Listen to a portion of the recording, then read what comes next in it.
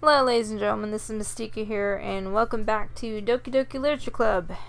So let's go ahead and try to get back into it. So last time we got through the first day relating to Natsuki's story. It was sort of different, sort of not. We're getting a little bit into who Natsuki is actually. And in preparation for the next day, I went ahead and off camera did what I needed for the poems, so that way we could go ahead and have it pre-prepared already, and we'll just kind of move on from there. I am starting to be a little suspicious, I guess, as far as Natsuki and her background is concerned. I'm actually, considering the nature of this game, I'm starting to wonder maybe she deals with a abusive father of some kind, considering that she mentioned that last time. But hopefully we'll get to see more what goes on here, so let's get back into it. So once again, I'm going to be rereading these sections. Of course, certain parts of it will be the same as it was when we first played through the game, but hopefully we should get some different scenes because this is going down the Natsuki path. Okay, let's see. Another day passes and it's time for the club meeting already. I've gotten a little more comfortable here over the past couple days. Entering the club room, the usual scene greets me. Hi, Peter. Yo, Sayori. Looks like you're in a good mood today. I'm just not used to you being in the club, that's it. I see. That's a pretty simple thing to get you in a good mood. But I guess it's always the simple things of you anyway. Speaking of which, okay, so this is, let's see. Alright, so let me go ahead and skip past this part. This is once again still the same thing. It's the little tidbit of Sayori wanting food and having no money and that sort of thing. And of course, we should eventually get Yuri coming in at this point. Yuri comes in. See, this is one thing that kind of bothers me about when you go down a certain character's path, but yet when you go down more than one path, you kind of see that some scenes are exactly the same. And I don't know. It would just seem like as if they would do some slight alteration to scenes depending on which character you're pursuing, but I don't know, I guess it's just the way it is. I know I should just hit skip, but I don't want to go skipping so far ahead. Simply just because I know once we get to the part with, the poems and stuff like that, or maybe even before then, actually. It's either after we read them or, no, it should be before we read them, actually. I should probably just hit skip just in case anyway, but now we should be getting Monica coming in. And then once she goes through her little bit, then we should be getting brand new dialogue. Yeah. Okay, so here she is. Da da da da da. I do apologize if all you're getting... Let's see, should I hit skip? I don't know, like I said, that's the thing I'm worried about. I'm worried about this stupid game. I know it shouldn't be skipping parts I haven't seen, but I don't know. It seemed like while we were kind of messing around, like, with the Sayori part, it was skipping stuff that kind of didn't make any sense, but that's just me. Okay, here we go. So this is brand new stuff. Alright. It's not long before Natsuki comes up to me expectantly. Yeah. Don't worry, I kept my promise. I pull the first volume of Parfait Girls out from my bag. Natsuki takes it from my hands and quickly turns it over, presumably to check for wrinkles. Hey, I'm not that careless. I handle manga all the time, I just want to make sure. Can you blame me for being paranoid? I don't give people my manga every day, That's true. I don't blame you. Well, anyway, let me put this one back. I'm gonna get the next one, okay? Natsuki makes her way to the closet. I follow. So you're gonna tell me everything you thought, right? Where did this volume leave off again? I forget. The chapter ended when Minori and Alice found Monica! Natsuki's voice resonates out from inside the closet. Eh? I peer inside. All Natsuki's books are lined up on the top shelf. Did you move my manga again? Sorry. The teacher got mad at me for taking up so much space in her closet, so I had to move some stuff around and clean up a little bit. It's all still there, I just had to organize it a bit. The top shelf is far above Natsuki's head. She makes a futile hop trying to figure out how to reach her manga. Jeez, this is so inconvenient. I'm moving these all back down. There's plenty of room on these shelves. And besides, they're really pretty to look at when they're all lined up. Why would you waste that on the top shelf? Natsuki, there's a stool on the wall there. In the closet there's a collapsible stool that's hanging on the wall. If you want, I can reach up there and hand them to you. I can get them myself. Natsuki grabs the stool from the wall and unfolds it. You think I'm too short or something? I mean, I knew it. Well, you know what? Just watch me. Okay, sheesh. Okay. Natsuki hops onto the stool, which ends up being a little wobbly because of its collapsible design. Careful. I know what I'm doing. Standing on the stool, Natsuki's fingertips reach the top shelf. The stool would be enough for me to easily grab the books, but Natsuki's being stubborn as usual. Natsuki uses her fingers to scoot one of the smaller boxes to the edge of the shelf. See? Yeah! The box suddenly tips. Natsuki barely catches it before it falls to the floor. The stool wobbles. Ah! Losing balance, Natsuki hops off the stool. Thankfully, she was able to stay on her feet. She holds the box triumphantly. There! Having almost fell, Natsuki is a bit shaken up. Jeez. No need to prove yourself to me. There's no way you'll be able to get the bigger boxes like that. I can reach them, so just... I said I can do it. Okay. The main character needs to keep his mouth shut. The more he says things, the more she tries to prove him wrong. I don't want your help, okay? I'm gonna get a chair, so just hang on. Okay, see, that's what they should have done in the first place. If you're dealing with a collapsible stool, it's not really designed for a person's weight too much. Natsuki forces her way past me out of the closet. Let's see. The classroom chairs have the desks attached, so they're too inconvenient to fit into the closet. Aha! Natsuki trots over to the teacher's desk, which has a computer chair behind it. She rolls it on its wheels back over to the closet. It's a little dangerous since the chair swivels... Okay, yeah, so that's even more dangerous. Getting on a chair that has wheels on it. It's a little dangerous since the chair swivels and rolls, but I've already learned my lesson, so I keep my mouth shut. Natsuki climbs onto the chair, then slowly bounces onto her feet.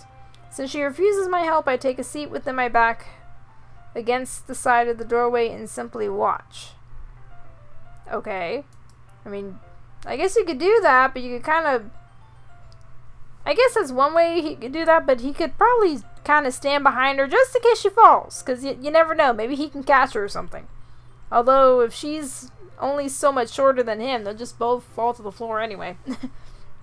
Aha! There we go! See? I can easily do it now. Natsuki grabs a stack of manga and bends down to put it on the shelf below. The chair swivels. Natsuki catches herself on the shelf. What are you doing? Wait, what are we doing? Oh, okay, now she's getting mad. Can you at least hold the chair steady instead of sitting and doing nothing? Who was it who told me not to help? Yeah, I got you. I hold the chair while Natsuki reaches back up. I can. Oh, that's great, dude. That's nice to know. Please be considerate and don't. I can almost see up her skirt. Ugh. I force myself to turn away. Natsuki seriously didn't think this through. Once she realizes I'll be dead. Well then don't look down, look up then. Look up at her. Look up at her face or something. Don't look... Seriously, how short is she or how tall is she up on this chair to where that's possible? Like, I don't think he's that short of a guy, in all honesty. He's definitely taller than her, and yes, she's obviously above him now because she's on the chair, but come on, how much more above him is she that he can do that? Unless he's, like, leaning down or something for some weird reason, but... Okay, anyway, back to this. Up! Natsuki wraps her arms around the parfait girl's box set, easily the largest one on the shelf. Heavy. Hey, Peter? I don't think I can bend down without falling. Hurry and take this one. Eh? But then I have to let go of the chair. That's fine. Just for a second. Hurry up. Alright, let me just stand up. Okay, see, how low is this chair that he has to stand up, though? Like, how tiny of it? This is a computer chair, isn't it? That's what they described it to be. They described it to be a computer chair, but yet he's bending down to hold the chair? Why would you need to bend down to hold the chair? If it's a computer chair, we shouldn't have a back to it or something? I'm very confused on what this chair looks like. I really am. I slowly release my grip from the chair. What do you mean, stand up? Yeah, exactly. That's what I'm thinking. Yeah, this is exactly... There we go. Natsuki looks down at me. Why are you all the way back? Natsuki looks like she just realized something, but she'll lose her balance if she moves. Natsuki, the box. Well, what are you looking at? You're trying to look at my... Natsuki's legs shake. I'm not. I was just... Natsuki, don't try to move. Just give me the box. You perv. You set me up. What do you mean you set... He really didn't set you up. Okay. I understand her being mad because he's a pervert. Because him looking is a perverted thing to do. But you didn't... He didn't set you up, honey. You're the one who grabbed the chair. You grabbed the freaking chair. How did he set you up if you grabbed the damn chair? Go away! Get out! But I'll do it myself. The chair suddenly swivels beneath Natsuki's feet. Natsuki! Yeah! The scene turns to chaos in a split second. The chair flies from under Natsuki's... Oh, yeah, she's gonna really get physically hurt now. The chair flies from under Natsuki's feet. Frantically, I try to catch her. Let me try to catch her. She's not like 100 feet above the air. The box topples out of her hands and the books go flying. I got you. How would you... Okay, how would he get her? She's... How tall is this chair? I'm so confused. I am so confused on this whole scene that just happened. I don't know how... Like, was she moving in slow motion? I'm so confused. If she were to fall off the chair, there's no way he would all of a sudden be able to, like, oh, I'll just catch you into my flying arms. It doesn't work that way. Not with that. She would, depending on which direction she's going to fall, she would either fall straight to the ground, roll into the back part of the closet, or just accidentally fall kersplat on him. Alright, anyway. Crash. The full force of Natsuki's body against me throws me to the ground. Okay, well, I kind of figured that. A whole bunch of books pelt me in the face. Okay, so what? So they all fell out of the box thing, I guess? Natsuki tries to shield herself with her own arms as her face lands straight on my chest. My right arm and my back seriously felt the impact. Well, yeah, if she's only a little shorter than you, I highly doubt she's that much lighter. Oh, there she is. Slowly, Natsuki comes to her senses. She presses her arms straight into me to prop herself up. Natsuki seems to realize that it's not the floor that's beneath her. Yeah, of course not. Gross! Yeah! My fist pounds into my chest. Natsuki then hoists herself to her feet. Ow, that must have hurt. What were you thinking, you sicko? Everything okay over there? I heard a loud noise. Monica suddenly peers in. Monica! See what happens when you put the manga on the top shelf? Are you trying to kill your club members or something? Jeez. Sorry. Oh, and one more thing. It seems like your most recent club member is a total pervert. So I hope you're happy. I didn't. Somehow it's impossible for me to explain this whole bizarre situation to Monica. I didn't do anything, I swear. I know, don't worry. Monica says that quietly to me. Looks like I'm off the hook. Oh no. I look down. Natsuki is kneeling on the floor holding one of the books that are scattered all over. There's a large diagonal crease along the book that she's desperately trying to smooth out. It must have landed on the page. Natsuki tries a bit more to fix the crease, but she can't get it out. Suddenly she gives up and slams the book shut, and then throws it to the floor. Instead of continuing to yell, she just lowers her head. Okay, well now we know she's crying. Natsuki, are you? No! Natsuki's voice squeaks. I see tears on her face. I'll help get the crease out, okay? It's partially my fault, so... Natsuki shakes her head, still looking down. No. I don't even care that much. I'm just having a really bad day today. Natsuki sobs again. I didn't mean to take it out on you. I really didn't mean to. It's fine. Is there anything you want to talk about? Natsuki shakes her head.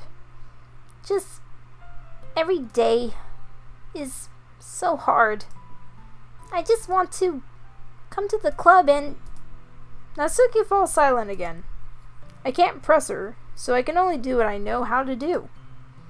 Alright, well, I'll help clean this up, and I'll move the rest of your manga for you. I pick up Volume 2 of Parfait Girls. We'll set this one aside. This'll help cheer you up a bit, right? We can get started on it once I'm done here. Natsuki looks up with her glossy eyes. Her lip quivers. You're really nice to me. Eh? That sounds really strange coming from Natsuki. I didn't expect it at all. Well, I'm just treating you like a friend, you know? Natsuki lowers her head and stifles another sob. I'm not sure what happened to her today, but being nice is the least I could do. The next couple of minutes are silent between us as I begin gathering the scattered books. I make sure to slip them into the box in their correct order. After a little bit, Natsuki starts helping. It isn't long before we're done, and I hoist the box onto the shelf where Natsuki wanted to put it. Then I get on the stool and quickly finish moving the rest of the books from the top shelf. Alright, that should do it. I hop off the stool. Natsuki averts her gaze. Thanks. It's nothing. Natsuki's holding the volume I set aside in her hands. Alright, I'm ready.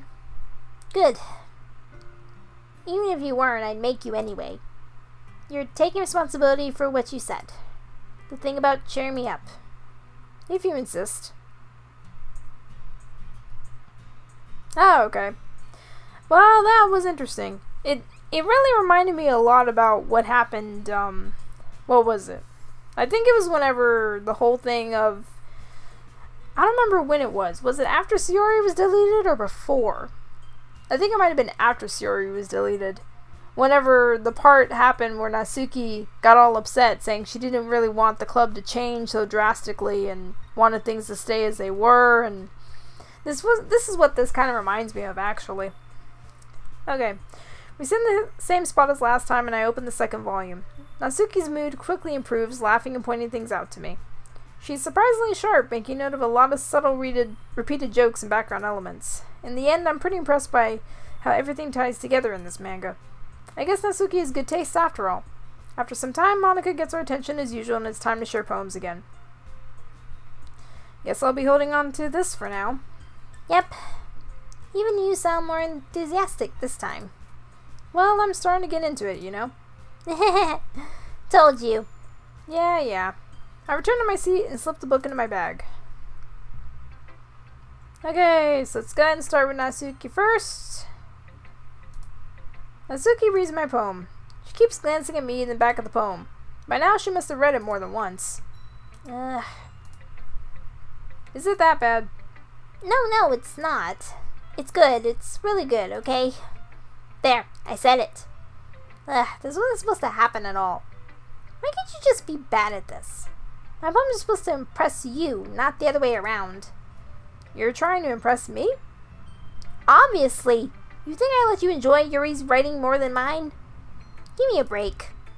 Well, in that case, what's the problem with me trying to impress you?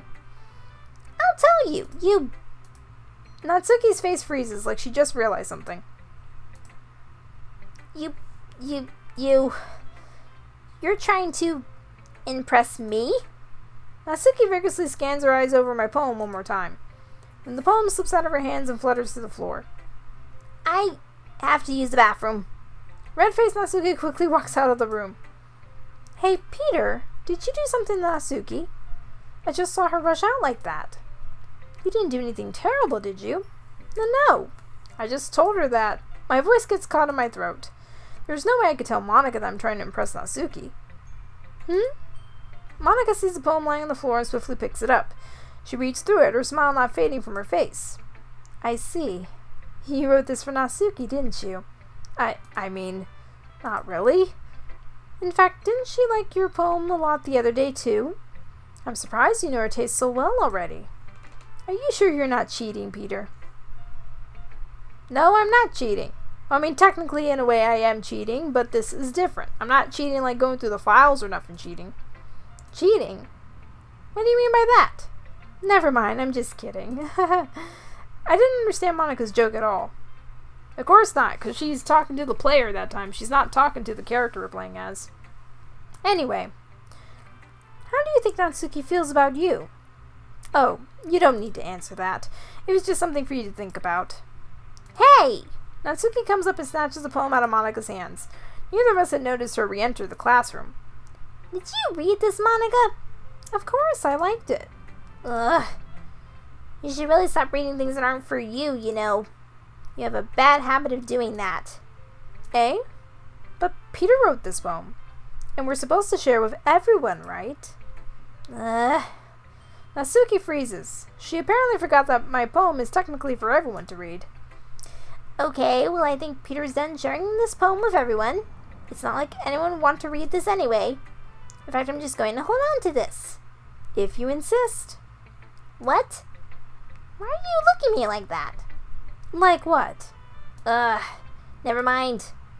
Natsuki, I'll give you the poem, but that's still not very fair to Sayori. She hasn't gotten to read it yet. So what? Well, I guess Peter is right, Natsuki. It's not fair if you don't let everyone finish reading it. Fine. Natsuki returns my poem. It's not like she's going to like it, though. Anyway, read my poem now. And no, I won't let you keep it. This is my only copy. Okay, so this, of course, is the Amy likes spiders. Blah, blah, blah. Not bad, right? It's quite a bit longer than yesterday's. Yesterday's was way too short. I was just warming up. Okay, so this is the same that she says from the last time. Right,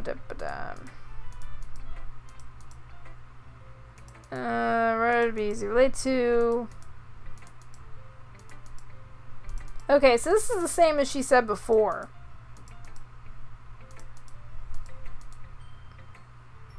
My reading. I mean, I know about that yesterday, but I've been.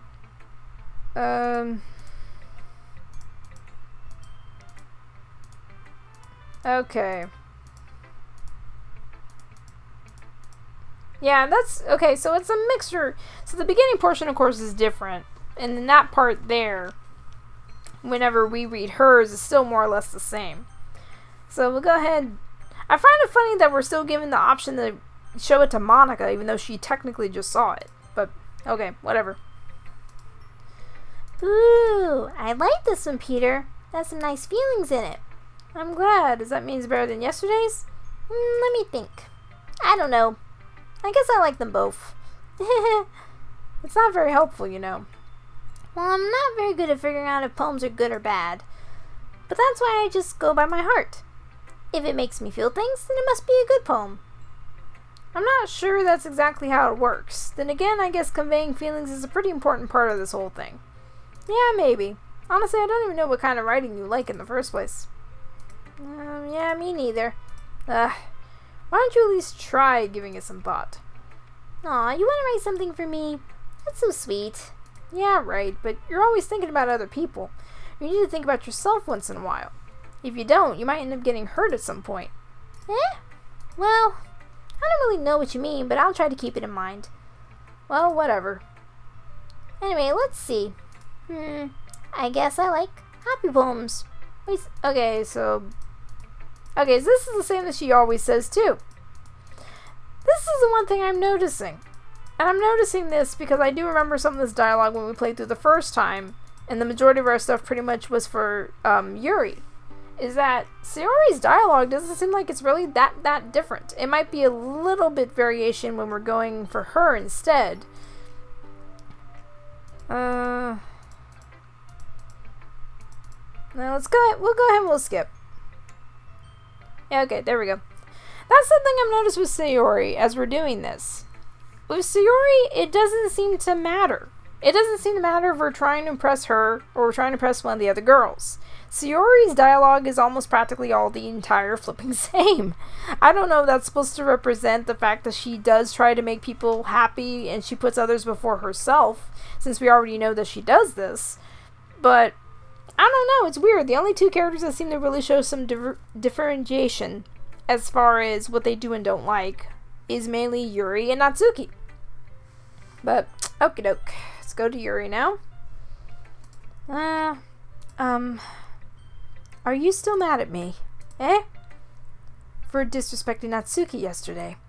Because reading this poem, now I know why you got mad at me. Because you prefer her writing over mine. That's not really true. Meaning when I disrespected her, I disrespected you too, didn't I? Oh no. Yuri, I might be reading into this a little too much. How could I be so stupid? I always let these things happen. Whenever I think before I speak, I just come off as awkward and unlikable. But if I speak without thinking, the things I want to keep inside come out and make people hate me.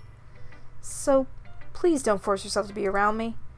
I know this is what Monica wants, but it's not fair to you when you could be enjoying your time with Natsuki and Sayori. Yuri, please. It makes it easier for me if you don't express any concern. Besides, I have my books with me. That's all I need. Yuri smiles sadly and puts her head down on her desk. I'm frustrated. I don't hate her, but it's as if she's not capable of listening to me over her own thoughts. I sigh to myself. All I can do is accept that that's how she is. She wants to be left alone, and I have no choice but to abide to that request. See, that's the thing I'm noticing immediately. So if we go for Natsuki or Sayori, Yuri in the end just shuts down, basically. She basically shuts down and she wants nothing to do with us. But yet it makes it confusing when some of the main scenes that are the same throughout all the parts of the beginning almost act like none of that happened, which makes it confusing for me.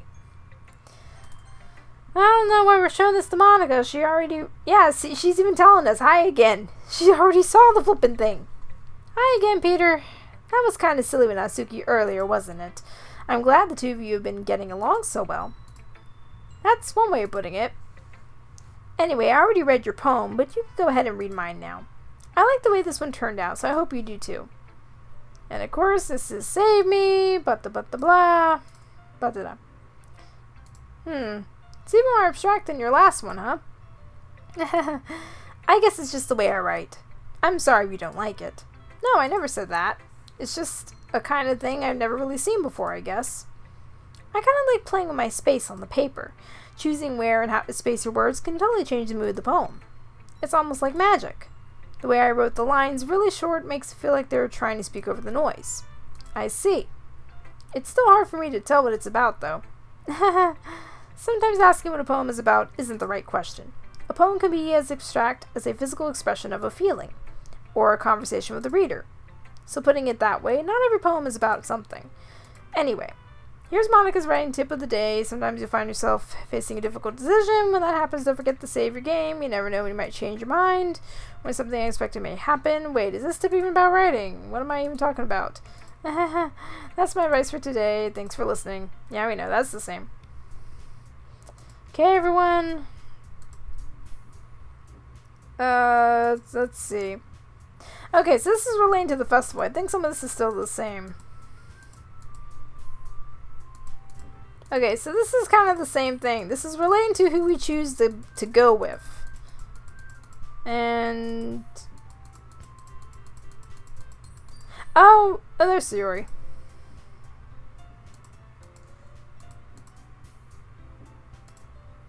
Okay, I think we can go ahead and skip past this. This is basically the same sort of thing that we get from the last time anyway. It's all discussing it.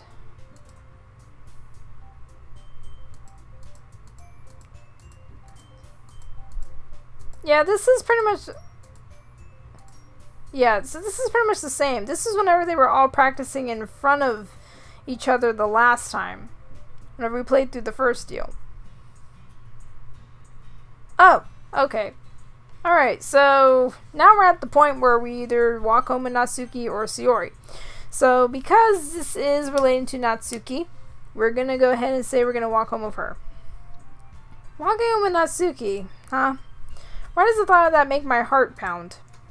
I mean, I think I would be afraid of what she'd do to me if I turned her down. Isn't she so cute and fun to be around? That has nothing to do with what I just said. You admitted it. Jeez. There's not even any point in speculating something that's never going to happen. Well, maybe. But I just like to think about it. Not long before you won't need me anymore, you know? Need you? Sayori, I can't figure out how you're seeing things in your head right now. Sorry. Everyone is different. Nobody in the club is a replacement for you. If you say so. The conversation trails off and I'm left feeling awkward. But it was kind of her fault for trapping me with such a weird question.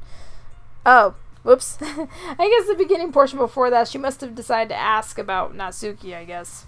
Oopsies. Sorry I skipped that. Kinda can't go back without going all the way back to the beginning, and I don't want to do that.